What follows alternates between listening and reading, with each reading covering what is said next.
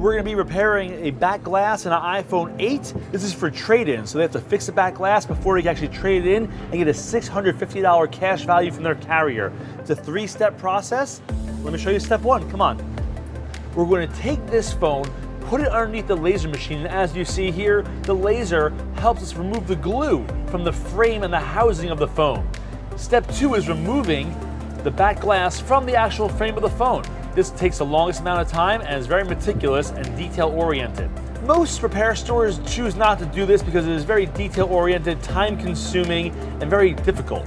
We also have this expensive laser machine that no one else has, and most stores don't want to invest the money or the time to learn and to get this going here, but we do. We've been here for 10 years, and we like to do every single thing possible. We have a passion for repair, so we like to grow with the industry and grow with the times, and here we are fixing back glass. The final step, step 3, is gluing the new back glass on, and as you see, it looks brand new and you cannot even notice it was ever broken or repaired. And now the customer will take this device, bring it to their carrier, and get their full trade-in value. What a great way to start his day. So bring your iPhone with a cracked glass into the mall at the Fix by iCity Repair. See you soon.